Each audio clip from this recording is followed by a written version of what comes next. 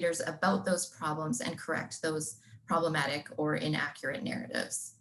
And we did end the workshops by having them explore books from our authentic and own voices Indigenous children's literature lists as well, so that they could explore the differences in the texts and be more aware of the kinds of books they should be seeking in their teaching instead.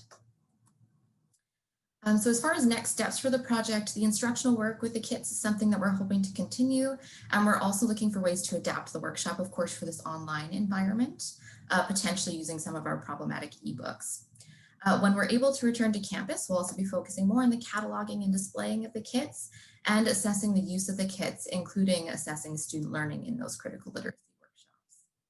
And it should be noted that although this specifically began to address racism in children's books, I think that our entire project team certainly feels that it can be adapted for other contexts, other libraries with different subject areas to help address problematic materials in a variety of collections. And if anyone here has dealt with a similar problem or found other ways to manage or mediate access to racist materials, I know I still consider myself very much a learner in doing this work and would be very interested in connecting to hear about other ideas and solutions for managing problematic materials. And with that, I will say thank you. Thank you, Emily. And just a note to everyone, if you do have questions to the Lightning Talk speakers, please submit them to Reba and Melissa so that we can have question time. And on to Lindsay now. Thanks, David. I'm just going to go ahead and share my screen. Okay, hopefully you can see that all right and hear me okay. Thanks very much to the organizers for inviting me to join you today. So now I'm going to take it way down to the micro level from some of our discussions that we've been having today and talk about how we went about creating community and cultural safety in a student book club that was held online via Zoom that had to do with residential schools as a theme. And I think this touches really nicely on David's point from the panel discussion earlier about the need for informal spaces of study that are in, but of not of the university. So hopefully we can draw some connections to that theme. So by way of introduction, my name is Lindsay Tripp, and I was happy to see many familiar faces or names in the list of participants today. And I've served as the liaison librarian to Snowy Laylam Langara College's Aboriginal Studies Department since 2012.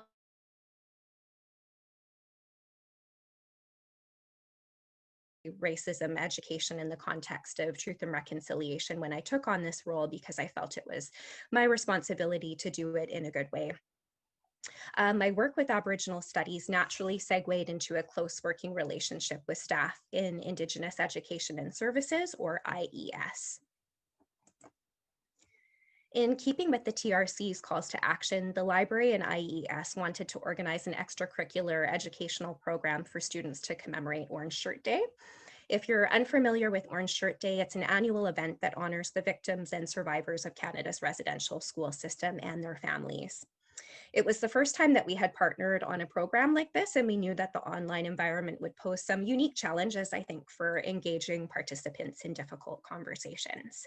So today I'd like to share how we endeavored to create community and cultural safety in a student book club using my Langara colleagues Justin Wilson and Erin Nelson Moody's potlatch methodology for liberation curriculum as a framework. And I'd like to thank the authors now for sharing their teachings with us all. So just a quick introduction to Langara's relationship now to Musqueam, on whose land we are located on. So Langara is located on the traditional, unceded, and ancestral lands of the Musqueam First Nation. And in 2006, Langara was honored to receive the name Snowayat Laylim from Musqueam, which means House of Teachings. And this references the advice that's given to a child to help bring them into adulthood. So to me, the name Snowayat Laylim carries the responsibility to actively decolonize our institutional practices at all levels. And I think that this applies to individual programs as well, like the student book club that we're describing today. So for the book club, we chose the graphic novel Sugar Falls by author David Robertson and by illustrator Scott Henderson. And I'll talk more about our reasons for selecting this text just beyond its literary merits in a moment. So Sugar Falls is a true story, and it's based on the life and residential school experience of Elder Betty Ross of Cross Lake First Nation. So here I've provided a snapshot of the participants and planning team. Our guest of honor was Langara's elder in residence, Naketko, and she is a member of the pardon my pronunciation, of the Inklakatma First Nation. She grew up in Merritt and she spent 12 years in residential school before going on to become an educator with a really rich career herself. 12 students registered for the book club, but in the end, 5 students, or rather about 4.5, attended, 3 of whom are Indigenous and 2 of whom are international students from India. So while we had hoped for a more robust registration, I think it was sort of expected that we would have lower numbers given the context in which students are studying and living at the moment. And in the follow-up questionnaire that we held, one participant did say that they found it easier to have these difficult conversations within the small group setting. So that was a positive outcome from that lower registration. So the potlatch as methodology. So how did we go about creating community and cultural safety within this context? So in Justin and Aaron's article, Looking Back to the Potlatch as a Guide to Truth, Reconciliation, and Transformative Learning, the phrase looking back references wayfinding techniques, so maintaining forward momentum while orienting yourself from where you came. They explain that the potlatch brought diverse people together for economic, social, educational, or political reasons, and that with thoughtful design, the classroom can embody similar qualities. When applied to teaching, they write that the potlatch methodology is best understood as a generative curriculum of intersecting warps and wefts. These intersections strengthen intergenerational teaching methods by rekindling communal bonds between participants for mutual liberation. The methodology is founded on 5 aspects of the Northwest Coast potlatch, and this is welcome, nourish, work, reflect, and honor. Welcome. So Justin and Aaron explain that a sincere welcome establishes connection and enduring relationships of reciprocity. They ask educators to consider whether they've extended a humble, respectful welcome and whether participants feel safe and willing to take transformative risks. So we answered this call by designing the book club as a 4-part series, with the first session dedicated exclusively to introductions and community building. So too often I find that student events are one-shot. Students parachute in for an hour and then they leave. However, we understood that the topic of residential schools required us to build rapport and trust among the participants.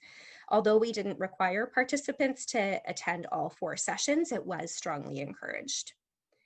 Secondly, staff modeled personal introductions to help minimize power differentials, because as you could see, there was quite a few staff members that were included within the participants.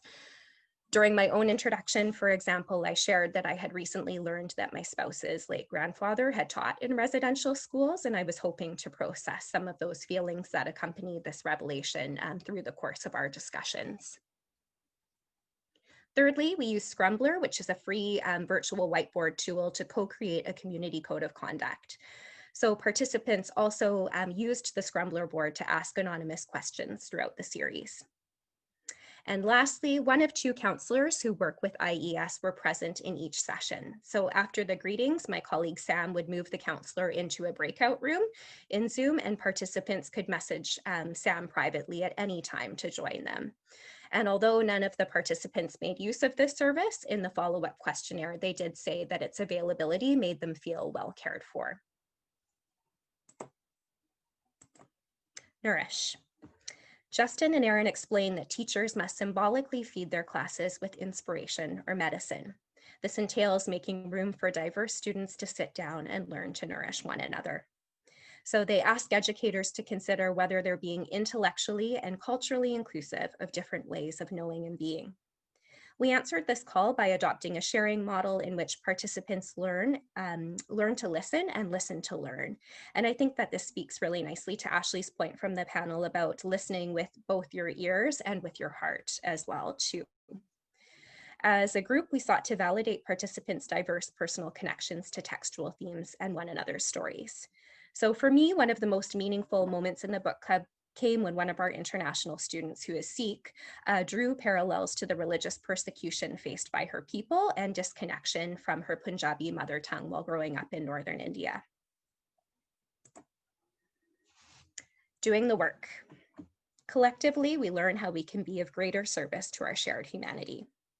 Justin and Erin ask educators to consider whether their classroom helps to rehumanize education by focusing on what it means to be human and a good relative. We answered this call by acknowledging the challenging circumstances in which students currently find themselves, starting with the book itself. Like many of your institutions, Langara's campus food bank has spiked dramatically in terms of demand since COVID hit in March. And many of our students have told us that they're struggling financially. So for this reason, we selected an ebook that was freely available through the Langara Library collection. And this also helped to protect students' health by discouraging non-essential travel to campus. Students have also expressed feeling overwhelmed by the current online learning environment. So we selected an 87-page graphic novel that we hoped would provide a nice counterpoint to their textual course readings. And some of the participants did tell us that the graphic novel format helped them to feel the subject matter more acutely. Reflect. In Heiltsuk and Squamish potlatches, there's no such thing as a passive audience because you're an active participant of lived history experienced by the entire community. In Answer, we saved space for students to witness and silently reflect as they felt comfortable or as technology allowed. So for example, one of our participants never turned on his video nor chimed in via audio due to technical barriers, but instead showed up every week and listened in on the conversation, and that was just fine with us.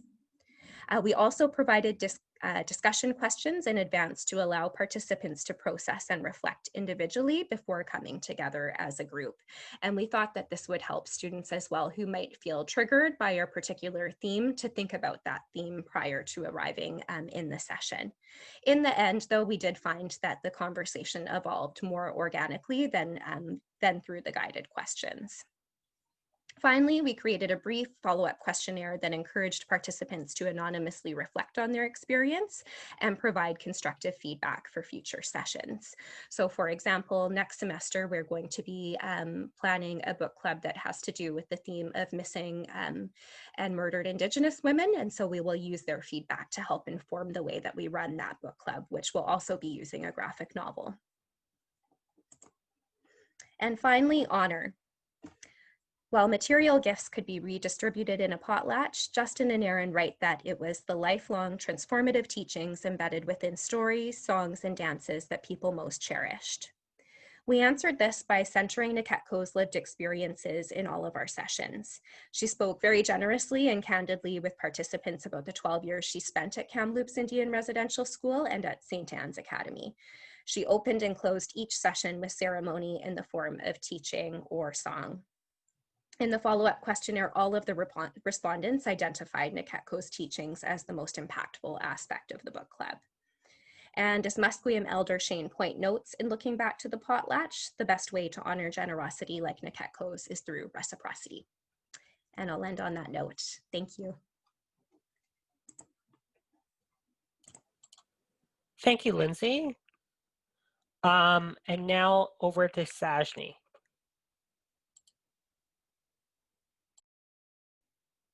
Hi, everyone. Thank you so much to everyone for organizing this event and for having me here to talk about this. I'm just assuming everybody can see my screen okay, but I'm here to talk about creating an EDI or Equity, Diversity, and Inclusion Library Internship Pilot Program at UBCO. And I'm Sajni Lacey. I'm a Learning and Curriculum Support Librarian at UBC Okanagan, and I would like to acknowledge that myself, as well as UBC Okanagan Library and its campus, are on the unceded territory of the Silks Okanagan peoples, and this includes 7 member bands within it. And I'd like to take a second to position myself as an able-bodied, cisgendered, biracial settler woman who experiences a tremendous amount of privilege as being white-coded most of the time, while also experiencing my own forms of marginalization due to my name and that biracial identity. And I say that just to center some of the work and my challenges with this work of creating this EDI library internship program. So the initial idea for this came from wanting to create a paid opportunity in the library for undergraduate students to work on EDI projects that were related to their own interests, kind of personal and professional goals and passions. And so